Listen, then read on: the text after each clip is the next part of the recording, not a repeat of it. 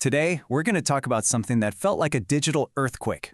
We're looking at the massive Cloudflare outage, a single event that showed us all just how fragile our super-connected world really is. Let's dive in. So picture this.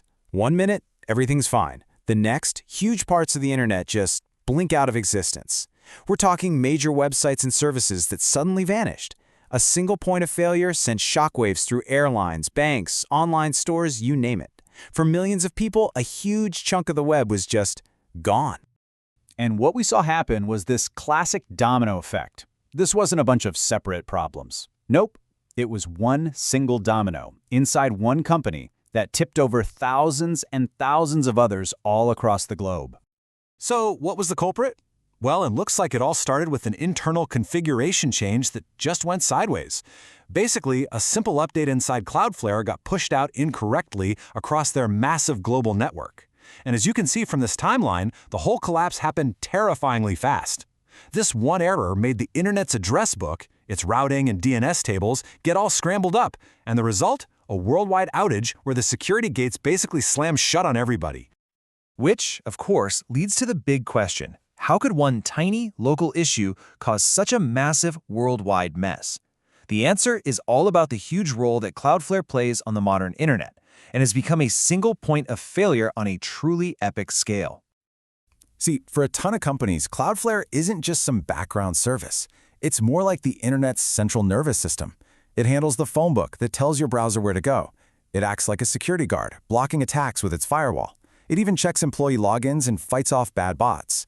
So when just one of those critical pieces fails, the whole system can just freeze up. And when we talk about scale, it's just mind-boggling. We're talking about over 20 million websites, domains, and services, all depending on this one company. That's millions of requests every single second. This isn't just some big company. It's literally a pillar of the modern web. And this right here really gets to the heart of the problem. The internet was originally designed to be decentralized, right? Lots of different paths to get from point A to point B. But for convenience and security, we've built this incredibly centralized system where most of the traffic funnels through just a few huge providers. And when one of those central hubs goes down, there's just no other way to get where you need to go. Okay, so this isn't just some abstract techie problem that only engineers need to worry about. The consequences of this kind of failure are very, very real. They hit businesses and regular people right where it hurts the most, their bottom line. I mean, during the outage, the digital world just ground to a halt. You couldn't book a flight because the ticketing systems failed. People were locked out of their own bank accounts. Retail sites couldn't process payments, so checkout carts were just broken. Critical business software just stopped. Even government websites went dark. And here's the thing, we're talking about minutes of downtime. But those few minutes, they add up to millions and millions of dollars in lost sales. But the real damage, the thing that's way harder to fix, is trust. When your service goes down, your users remember. This is why you hear people say that a single failure becomes systemic, because so many services are leaning on one provider for so many essential things. A problem that starts in one place doesn't stay there. It spreads through the entire ecosystem like a virus. And this is the real kicker, the ultimate irony. The very security tools that are designed to protect websites ended up being the very thing that locked everyone out. When Cloudflare's system failed, those security gates slammed shut on the bad guys and the good guys.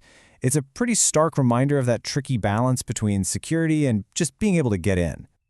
All right, so we've seen the damage. We get how fragile things are. The big question now is, what do we do about it? How do we survive the next one? Let's talk about how to build a more resilient internet.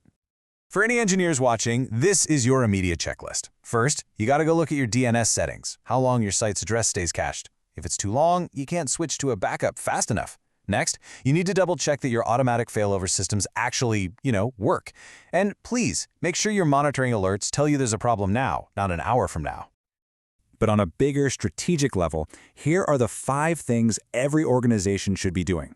Number 1, stop putting all your eggs in one basket. Use multiple providers.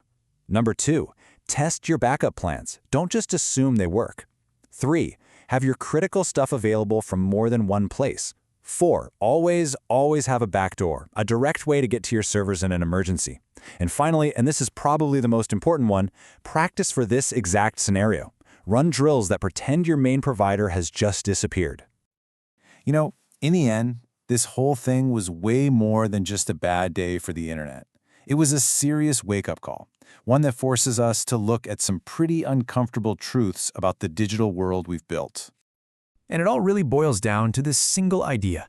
Centralization buys convenience, and concentration buys fragility. We've made things easy, we've made them efficient, but in the process, we have made them incredibly brittle. So when one company going down can bring so much of the internet to a screeching halt, it's pretty clear something fundamental is off. It leaves us with this one massive question. The internet we've built, this thing we all depend on, is it really built to last? Or is it all just a house of cards, waiting for the next gust of wind?